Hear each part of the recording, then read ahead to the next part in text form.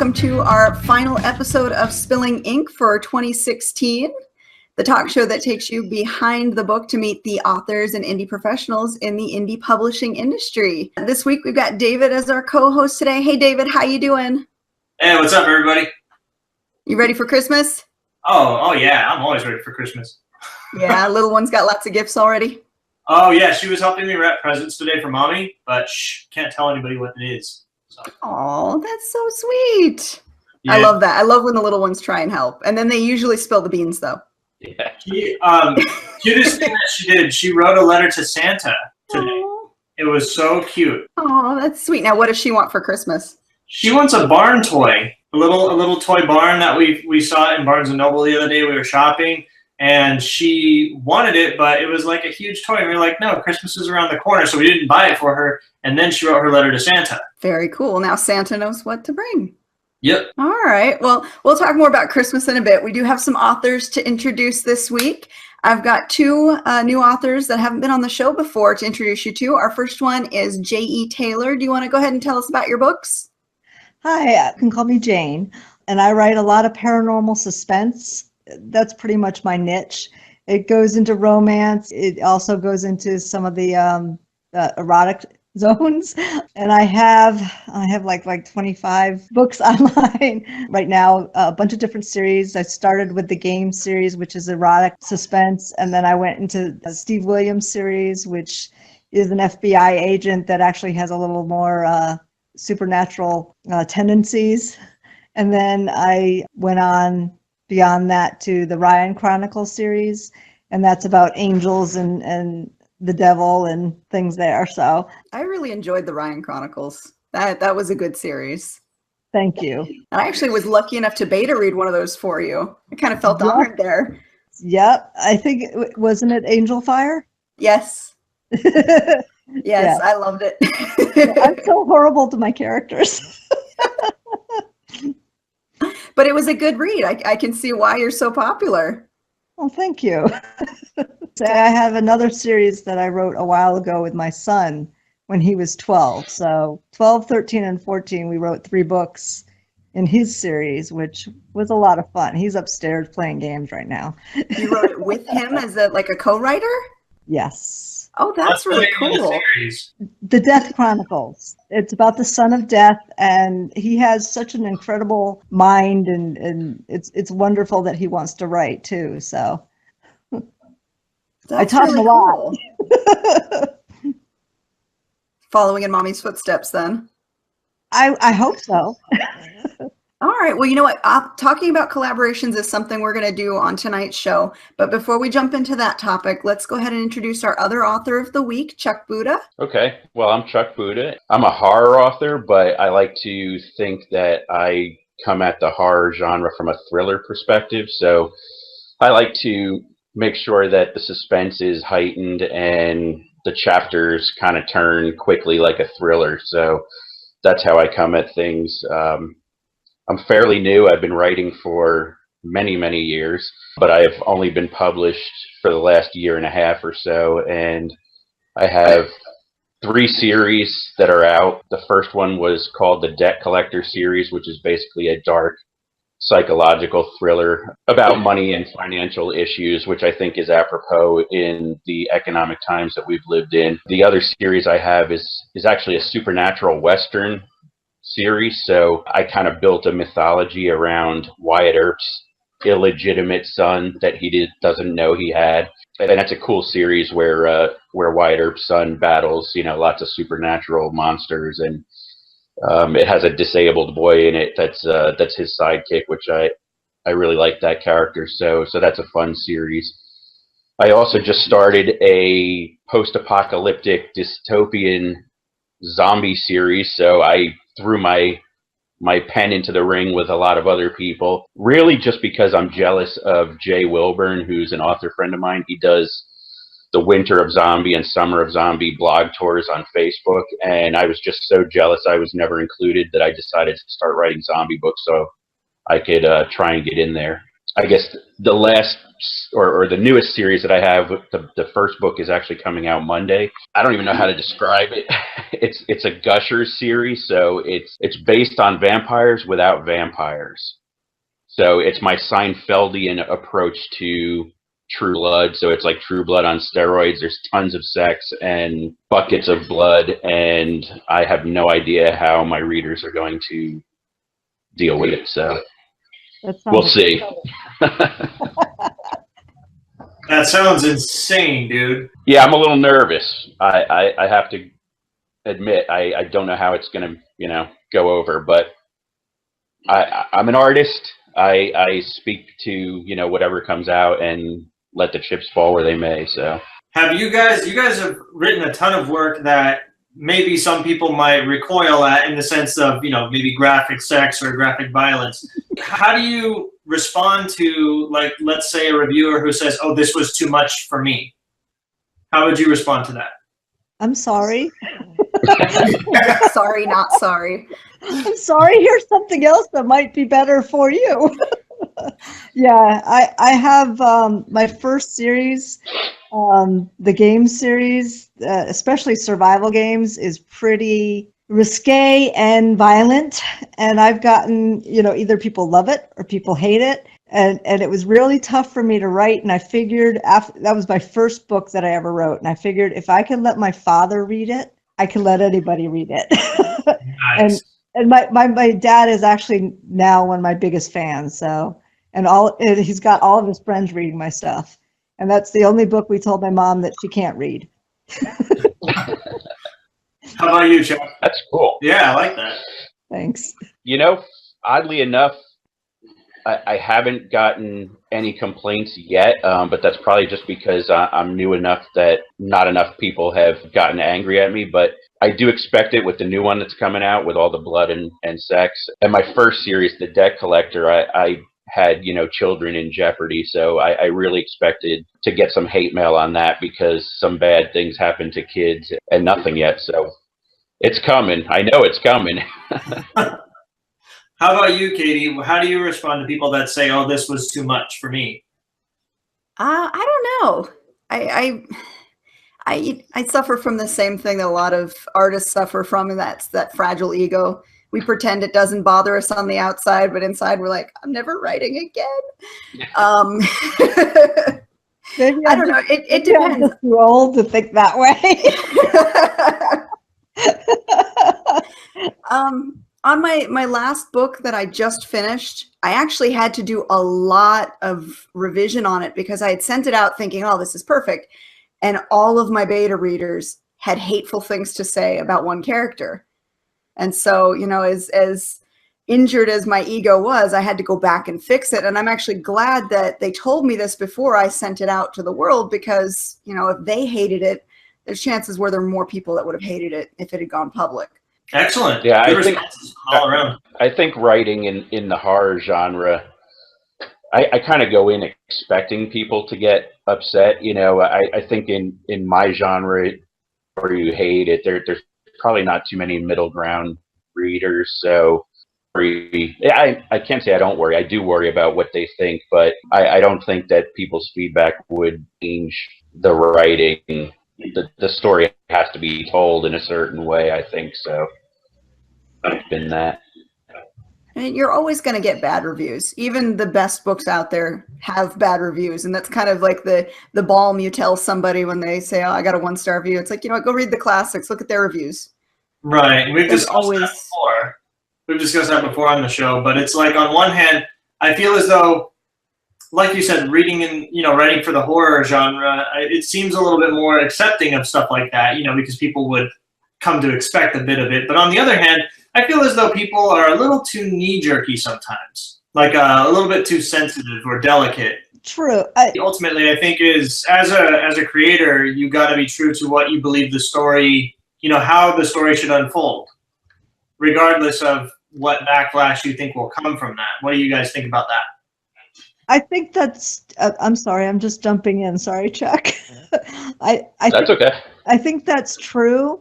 I actually did change an ending once because I let my husband read the raw book and he got mad at me. So I actually changed the ending because he got mad, and he actually had a valid point because I didn't really wrap things up and I left it a disaster for the character. I was really mean. So Is that during a beta read?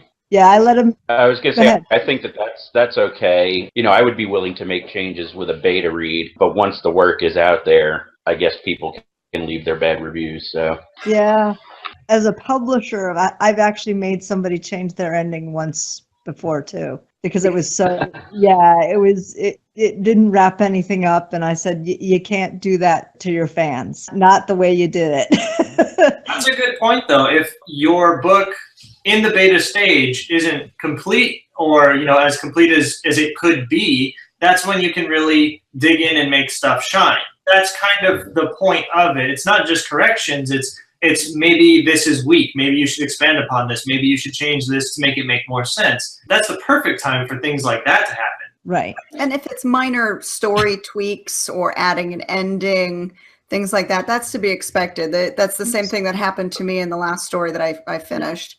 They didn't like a certain character. They had reasons why they didn't like that character. And fixing her so that she was less unlikable didn't take away from any of the actual story. The story still played out the way it was supposed to, but her character, as her background and some of her quirks were toned down quite a bit. That makes sense, though. I mean, if it makes the story stronger, then by all means, go for it. Because your beta readers and your editor need to be critical of things that are weak or missing of your, from your story. Yeah. But then again, once it's out there, what do? Do you go back and revise a story if you get enough bad reviews? Would you guys? No. I don't think so. Once it's done, right? Well, you got to kind of stand by your work. That's how I would feel. The only thing I've gone back and done is some editing mistakes that weren't caught. That's about it. Those corrections are kind of, we have the luxury of being able to do that as independent authors, where you don't get the luxury of doing that in the traditional world. But then again, in the traditional world, how many editors does that manuscript pass through? How many people have looked at it before it makes it to print? Probably several more. And if they did, if they didn't catch it, they need to be fired. There's a lot of traditional books that I've read that needed more editors. I was going to say the same thing. I've noticed a complete blending of the indie authors with the traditionally published authors in terms of editing and mistakes and just total quality. So books used to be a lot cleaner back in the day, and now you really can't tell too much of the difference. Well, that's one of the things we talked about last week with Gwen, is working towards making our indie published books indistinguishable from their traditional counterpart, making them just as good, making them just as strong, so that we can compete head to head with the traditional market. Absolutely. Well, I mean, that should be our goal, is, make our work as good as we possibly can.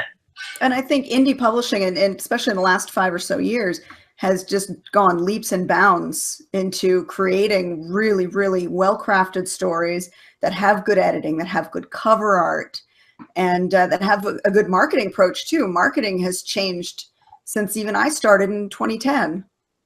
Oh yeah, definitely. Because there's a lot more. I mean, the platform's always changing, and you have to adapt with that platform, whatever it may be. Absolutely. Now, one of the things that I wanted to talk about this week, it also ties in with that marketing platform, is author collaborations and anthologies. Those have become really, really popular in the last couple of years, where you're, putting together, 10 to 20 different authors who write in a similar genre with one giant themed book to help kind of cross promote each other. Now, Jane, I know you have been in a couple that I've been in as well. What are your thoughts on this? It's actually done pretty well for my backlist, and you learn new marketing tricks and synergies that you might not have had before. Last year, 2015, was the first year that I did this. I hadn't done it before. My publishing partner had. So it was interesting. It was kind of crazy at times, especially when this last month I was in 2, and then I had a release of my own. So that was just insane. I don't think I ever want to do that again. we've been in different ones together. They've all kind of had a different approach. What have you felt like has been a good approach, a good way to market books using these anthologies? Well, it's always good to have the first of your series in it. If you have a standalone, it kind of doesn't have a tail on it as much as if you're, doing series writing in it. I've done the first and then the third in a series in these, and I've seen some, major pickup when they're out on that series alone, which is good. I mean, it's a good marketing tool, especially when you hit USA Today. I've been in 3 that have done that. Unfortunately, I wasn't in the one that hit the New York Times, but I mean, and that takes lots of time, effort, on all of the authors, so you don't have a lot of time to do a lot of your single titles marketing outside of the box set, especially if you work full time during the day, which I do. So having those hours, you have to carve out, okay, when am I going to write, when am I going to market this, and how much of that marketing is going to take from my stuff. So now, what type of marketing do you do as opposed to your normal standalone title marketing? From a box set? Well, the last few sets, the organizer had the blessing of having the BookBub ads, which, yeah, that makes a difference. That's pretty crazy. That makes a huge difference. Makes a huge difference. Since she got that, our visibility has gone way up. Now with those, everybody is basically pooling their resources, right? So you've got 21 authors with hopefully a variety of different readers. Some overlap, some don't, but you can cast a wider net when you talk about your book online through social media, when you post about it on your blogs or send your newsletters out. But is there anything different that you do in a box set that you wouldn't do for your standalone title? Actually, not really. I learned some more tools that I didn't know before. Like I had never heard of Thunderclap or Head Talkers before, being in a box set. And I'm like, oh, wow, okay. I had been doing tweeting and Facebook for a very long time and not seeing some pickup there. But since I've been in the box set, I've gotten more subscribers in both places. So it does help with the cross promotion of everybody's fan base. And you do learn from each other. I know being in some of these box sets, I've picked up quite a few tips on things to do. I learned about co-promote through being through a box set. We've talked about co-promote on a previous episode. Head Talker, Thunderclap, newsletter swapping. I mean, there's a lot of different strategies you pick up just being in them because everybody's employing everything they know and throwing everything at it. Exactly. Hey, congratulations on the USA Today, by the way. That's really cool. Thank you. Thanks. We busted our butts on that. So it was nice to get the letters. No kidding. Yeah, we're hoping for New York Times for a couple of the sets next year. So I'm actually slowing down because the new person who does this, that both Katie and I have been in, she upped her costs. And that's kind of like, but upping it, you get more visibility on all of these things, but you're also still throwing money at it too. So at least I've seen a lot of other authors do that, or time. Well, so the question becomes, is the trade-off worth it in each case?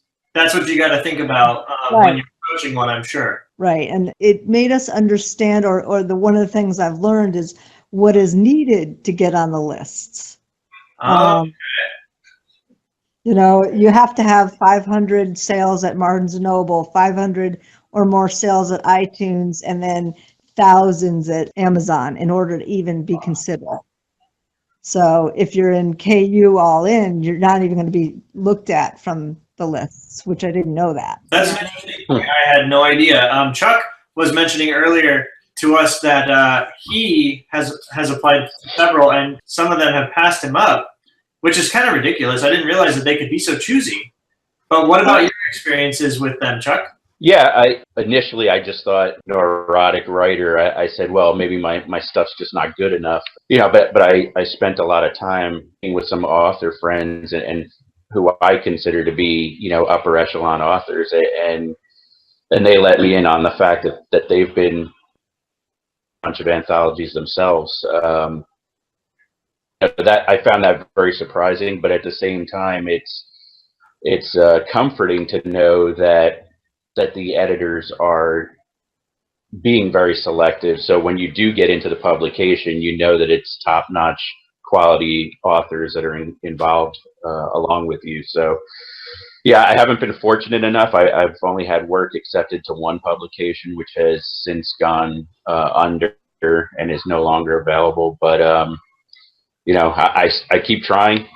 You know, that's one of the great things about being an indie author is ways. So I keep publishing my stuff, and I throw some stories at anthologies and see what happens. And you know, but it never stops me. Now, a good question for our audience too is, where do you go to find out about anthologies that you might want to participate in? What are some good resources for that? Do you guys have any tips or any places for our audience to look at? I'm part of some groups on Facebook. That's basically where I heard about the first one. I know through Backspace, when that was active, they every now and then would announce stuff. Every now and then you see stuff on Kindle boards. You do have to be very careful with some of the organizers, though. We just had a really bad experience with one. I'm not going to name names, but it was awful, and we ended up finally getting reimbursed from her. But you really have to dig deeper into the organizer and see, you know, what's their history, what, you know, have they had results, and even talk to the authors that have been in the sets that they run. That's important because, you know, this other one was actually sort of a scam artist. And we kind of nailed her because she had a military connection, and somebody in the group had a military connection that went through the back door and made life hell for them.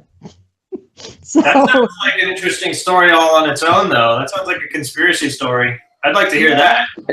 Yeah, it was not pleasant, and that sort of led me to really look at the different sets out there and sort of be very selective on my own. Even the more expensive ones are probably the better ones at this point.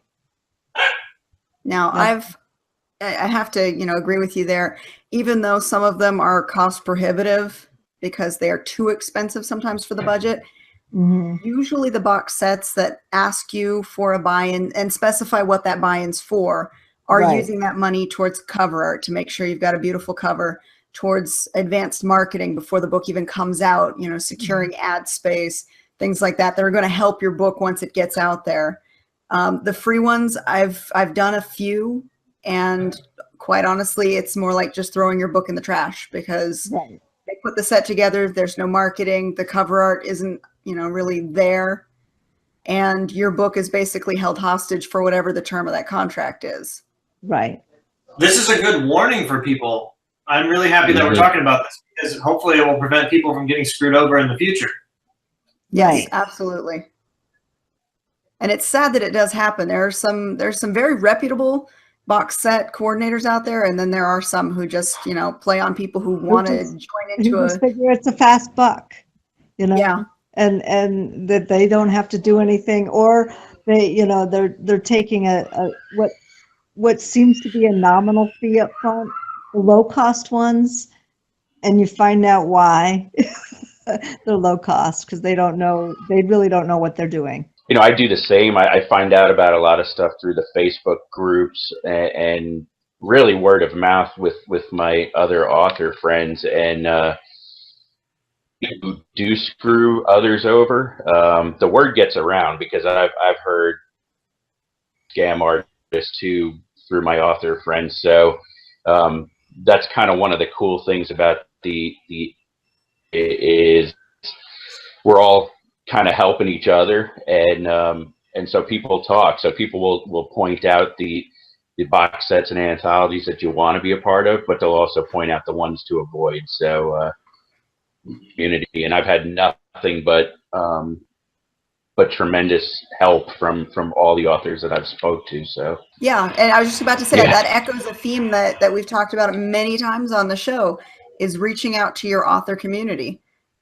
Indie authors are notorious for helping each other out and for trying to do what's best for the community as a whole, whether that's, you know, providing information, helping tell people, you know, what to do, whether their story needs help. You know, we're really good at guiding each other in the right direction. At how great everybody is. I mean, I really have, you know, I know I haven't been in the industry long, but it's been almost 2 years, and I really have no bad stories to tell about people. So everybody that I've reached out to has been so gracious with their time and their help. And it's funny because, you know, you just expect everybody to be like a rock star and not respond to you, and simple Facebook posts or emails, and authors are willing to jump in and give you advice. I mean, it's just amazing. Absolutely, and we've also echoed this before on the show, is that we all have the same goal. We all want to continue producing awesome content, and if you have to reach out to a couple of other authors to, you know, make your work the best it can be, then do it. Absolutely. Yeah. Absolutely.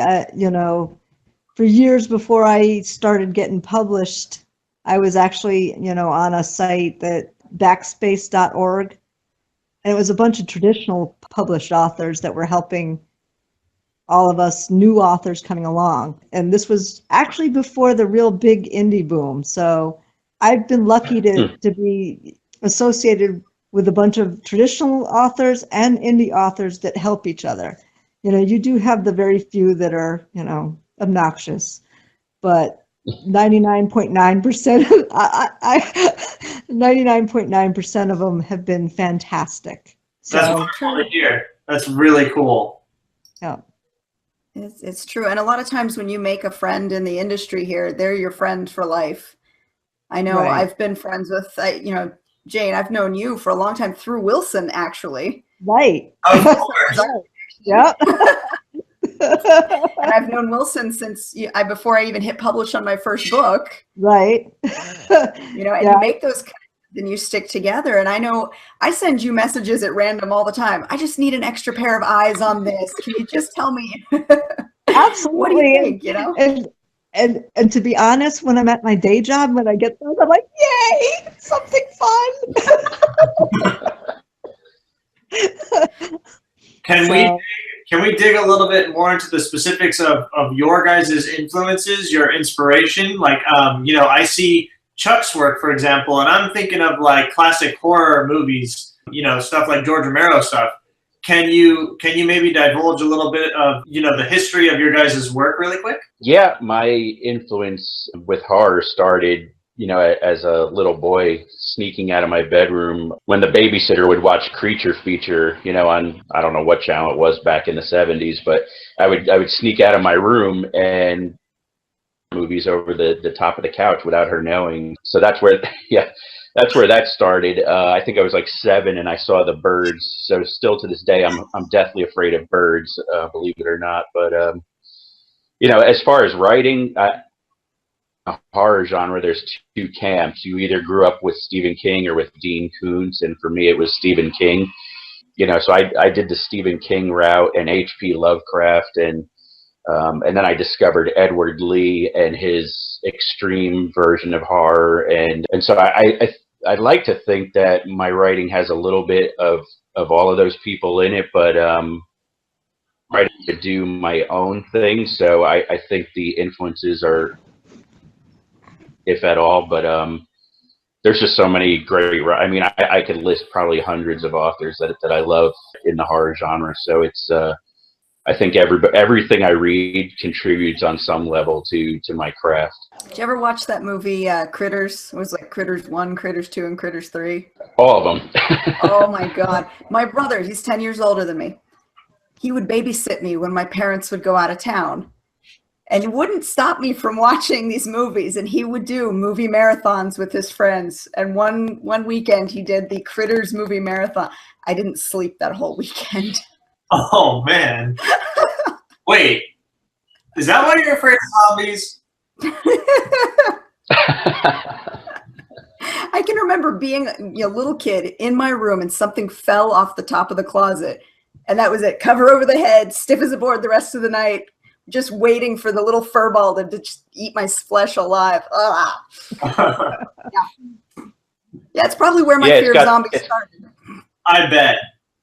That visceral, reaction. So that's really cool. But if you've got a love for it, I mean, there you go. Lots of people really dig horror. They like the thrill of being scared. And what about you? Yeah, for me, it's cathartic. Oh, yeah. Yeah, it's kind of nice because on some level, it's like everybody does love to be scared, but on the other side, you're like, okay, good. I'm separated from this. This is not really happening, but it's just a lot of fun to live in those worlds. And as long as you have the protective blanket, you're safe. Exactly. The whoopee. You poke a toe out of the blanket, though, and you're dead. I love that skit where it's like it shows kids in a room and there's a monster and they're like under the blanket and the monsters are like, oh man, we can't get him because he's under the blanket, and they just stomp him to death or whatever. It's messed up, but it makes sense. And what about you, Jane? Can you name a few of your influences? Well, Stephen King absolutely is one. I loved The Stand. That's my favorite book of all time. And you mentioned Dean Koontz. He's another one that I read, avidly growing up. Admittedly, I read some Daniel Steele, but it wasn't my favorite. And Sidney Sheldon was always good for a, twist. But for the most part, Stephen King was probably my biggest influence. And I love horror. I'm sort of like your brother, Katie. I made my sister watch The Exorcist, and to this day she hates me for it. Oh, man. My brother let me stay on his couch a couple weeks ago when I went to Tucson Comic-Con. And on Sunday night, he came into the living room and he said, "I'm sorry, we're turning on The Walking Dead. You can walk out of this room or you can sit here and watch it with us." So I ended up having to sit through The Walking Dead. Well, how did you manage it? I have to say I'm kind of a bad mom that way. My son, when he's 7, or he's going to be 17 next week. I used to make him watch Supernatural with me, and he's watched all 12 years. So. So yeah, and one time when he was young like that, when The Walking Dead first came on, I was like, "Oh, let's watch this." Yeah, I'm like, "That's appropriate." Maybe not. My husband tried to do that same to me. Moment. I said, "Well, maybe this isn't good for you," and switched the channel. But he watches it now. I love it, Mom of the Year. I'm sure it'll pay off down the line when he's writing horror. There you go. Yeah, exactly. Well, you did say that you wrote a story with it. Let's dive into that a little bit. Yes, he had a fantastic idea. We were walking. We have a place up in Maine, and we were walking into town so he could get a gift for his girlfriend. At that time, he had a girlfriend, and he started to tell me about this story he wanted me to help him write about the son of death. So that's the Death Chronicle. So he had the whole story. So we walked through it. I poked holes in it, asked him a bunch of questions, and we came up with the series. And the funniest time was when I made him sit and help me write the first book. The second book and the third book he outlined. So I sort of ghost wrote it for him. But anytime I hit a choice on which direction to go, I'd make him make the choices. But that first book, when he was a 12-year-old boy sitting there, and we have a scene where the main character kisses his girlfriend on the bus. I said, "How did he feel? How did that feel?" And a 12-year-old boy talking to his mom now. You got to get that. And he's like, "I don't know." I'm like, "Well, okay. What did you smell like?" "I don't know, Mom. I don't go around smelling girls." And I'm like, "Well, maybe you should." That's not creepy. I have a 12-year-old nephew right now, and just putting him, my mind automatically puts him in that position. I can just imagine how much he's blushing from that. Yep. Exactly. And then, you know, I finally explained, you got to have all the senses. You can't just say that this, then that, then this, then that. And he finally did come up with, you know, her hair smelled like strawberry shampoo. And then I said, well, what did he feel like when he kissed her? And you know, again, the flutter and the, you know, the whatever. I said, okay. Have you kissed your girlfriend? So yeah, mom did some digging and found out some things. Oh, man. but he came up with a valid physical sensation. So we put it in the book. Aw, I'm like half cringing at this. yeah, it's a little Because- cute. It's a little cute. No, Allie has a date tomorrow. Okay. Yeah, this will actually be her second date, although she doesn't admit the first date was a date. Last weekend, her boyfriend came over, and they hung out at my house all day. This and is then- the Pokemon kid, right? Yes, and then the boy's dad took them out to a show. I guess he's got a show on the Strip. Took them out to see his show, and then they stopped for yogurt on the way home. And she's like, "Mom, it wasn't a date." I said, "Well, did you go see something? Did you have some form of entertainment?" "Well, yeah." "Did you go out and eat afterwards?" "Well, yeah." I said, "You have better dates than me and my husband." So now tomorrow we're taking them out to go see Rogue One. Oh wow. Oh, wow, that's a cool date. Yeah, so I'm like half cringing hearing 12-year-olds kissing. I'm thinking, oh my God, that's my daughter. Well, now he's 17 and his girlfriend's in Texas. So Oh. yeah. they met on online gaming, and they've just you know, I'm like, all right, well, it's safe. I like the gamer kids. I like them. I love stories about that. means there's a chance for us. Hey, you know what? Nerd boys are the best. I'm all for it. So we are coming close Froze for a second to there. the show. I was wondering, are there any other topics you guys want to cover before we wrap it up? Any upcoming deals, any upcoming shows like that you guys will be attending? Anything like that? Now, Chuck, you do Comic-Cons, don't you? Yeah, I just did Jekyll Con on Jekyll Island in Georgia. The most recent, or I guess an upcoming event would be Scares That Care, but that's in July in Williamsburg, Virginia. I'm currently working on a couple of book signings with other authors at microbreweries coming up in January and February. So books seem to sell well when there's beer served. So, you know, and it's fun to hang out with people in a car and talk shop rather than sell. So that's going to be fun, but I don't have any firm dates or locations as of this point. So. Okay, we'll touch base with you and see if you've got anything to share later. Maybe we can help you share some of your stuff on our Spilling Ink page. Thank you. That's a really interesting approach. I have not heard that before. Yeah, I picked that up from my buddy Armand Rosamilia, who was on your show a while back. So, you know, we do a podcast together too about writing, and I've picked up a lot of his helpful nuggets along the way. And one of them was do book signings anywhere. He did one in a cigar shop. He did microbrews, all kinds of places, and apparently he does pretty well with those. So I'm going to do whatever he does if it leads to success. So. He is Absolutely. a smart dude. Like, I mean, like, I had the show that he was on, and oh my God, that guy is a genius. So that's pretty cool. Yeah, and that was a fun show he did with us too. Both him and Josh had so many good things to teach us during that show. It was so much fun. What about you, Jane? I have a book that will be coming out in the February-March timeframe. It's called Silencing the Siren, and it's the first in a new Siren series. It's actually going to be in the box set Legends of the Damned, which is coming out in April, I believe. So I'm very excited, and I'm actually waiting for my new cover art for that. It should be coming out in the next couple of days from my cover artist in Italy, and I'm excited about this. I actually have a deadline of January 15th, and I'm gonna need every minute. But I'm on vacation from the day job, so for the rest of the year. So I'm kind of happy about that too. So I can spend some time finishing it before the holidays. Good. Sounds like a good plan. Absolutely.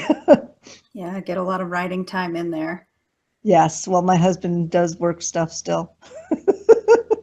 It's nice when you can find that peaceful, quiet time during the day to write. I mean, usually for a lot of us, you know, if we've got a day job or we've got family or whatever responsibilities take our day up, we end up late at night, you know, burn the midnight oil to finish our stories. So any extra non-sleepy time that you can do writing is good. Just as long as I don't get sucked into social media. Yeah, that's a big problem. But you know what? And it's hard. another author that taught me this too, is to find something like this that is distraction free, because it doesn't do anything but record your words, and take that somewhere and go and do your writing. Yeah, I used to do that when my son was in his Jaquito classes. Just take the computer into the car, have no internet, and just write. Or into the classroom and sit on the floor in the corner and just write. Right, you get so much done. Now that brings me to another quickie topic too. This one, I don't know if you guys have ever used one of these before. This is old technology. Yeah. Right. It was originally meant for schools so that kids could do their word processing. It's basically like a typewriter. But now there's a new hipster trendy thing called a Hemingwrite, which runs about $300 to $500. And it's essentially the same thing. It just looks prettier. What are your thoughts on that? Because this cost me $30 shipped on eBay. Wow. And it does exactly what I need it to do. And when I'm done with it, I plug it into the computer, open Word up, and hit send. I think that sounds like a lot of money for something that you paid $30 for. I think I'd rather go on eBay and get a cheap one. Yeah. Right. They don't make these anymore, though. That's the thing. I don't know if somebody bought the patent or whatever and is now creating the new trendier version. But I mean, that's simple. It's beautiful. It works perfectly, and it was cheap. Whereas this one, I've seen ads for it on Facebook, and it's like, yeah, it's cute and all, and yes, it has access to the cloud, which, you know what, I can still just plug it into my computer. I really don't need the cloud. This saves everything I write. But for the price tag, it's ridiculous. Yeah, no, I'm not paying the price of a video game console for that. Sorry. Right. A glorified typewriter, yeah. Yeah, no thanks. But people must be buying it because it wouldn't be, you know, it wouldn't be out there. I wouldn't be seeing ads for it if people weren't spending the money on it. Well, you know, I'm not trying to stereotype, but a lot of hipsters are rich. So they can afford it. I guess I'm not a hipster. I'm not. I'm a starving artist over here. I'm gonna need a new computer at some point, but I love my Vio. Although Sony doesn't make them anymore. Oh. Oh no. Yeah, they got out of the computer business. So I think my last computer was a Vio, and I enjoyed it. It lasted quite a while before I had to job. replace it. I'll get around to it at some point. And that's hard too. Replacing your computer, it's heartbreaking to have to do that. Oh yeah. Well, I've learned to do redundant backups because one time my computer died, and I spent loads of money getting the backup from it. Yeah. It can be heartbreaking to have to, you know, figure out how to do that too. Ugh. Yeah. But I got everything restored in some manner, but it was just like, oh, you know, you're crying because you didn't save, 30 days worth of work. Which is a long time. At that, yeah, I don't do that anymore. I like save at least weekly, sometimes daily, depends on my output. Yeah, because that's a lot of words. I mean, if you consider Nano, gets people to write 50,000 words in a month, can you imagine how many words you lose in just a month's worth of working? Oh my God. That could kill a story right there. That's real Right. horror. Yeah, there's your next horror plot. The lost pages. Oh. Nope. But speaking of backups, then where do you guys back up to other than obviously, your local hard drive or an external hard drive? Do you guys use like Google Drive, Dropbox? OneDrive. OneDrive? Mm-hmm. Yeah, I use OneDrive too. Mm-hmm. David? I have external hard drives. I have 2 external hard drives. So backup. So yeah. Because I'm the same. I have a lot of work that a lot of it is unreleased as of right now, but it's, I want to make sure that I have it ready to go. I like making sure my work is within arm's reach. I don't know why I don't trust the whole cloud storage thing. I don't either. I don't trust it except for for gaming. I have my Xbox One save, game saves on that, but other than that, that's pretty much all I do with the cloud. I tend to use like Google Drive and stuff just for file sharing rather than backup. Yeah. Now you guys scare me. Now I think I got to go pull out my little hard drive and save everything there as well as the cloud. You should. You should. It's always good to have your own personal backup. Redundant backups are never a bad thing. Right. Never, ever, ever. Because God forbid you can't access the cloud, you've got your drive right there in hand. Right. Well, I have both, so. And my phone has 5% left, so. Oh, no. Oh, no. Well, then we better sign off for the week. Thank you for having Awesome. me, Katie. Yes, thank you guys both for hanging out with us today and talking books. We had great conversation, good tips on looking for anthologies to participate in, what to look out for, the warning signs. This was a lot of fun. I really appreciate it, and I enjoy the show every time. Well, we're glad, and we hope that next year we'll have even more information to share with you guys. And we'll be back in January. This is our final show for 2016, but we'll come back in January with new authors, new topics, and new webcams too. Well, you guys didn't hear Jason picking on me, so I had to get something new. I got to figure out the camera on my computer. Thanks, guys. All right, we'll see you guys next time.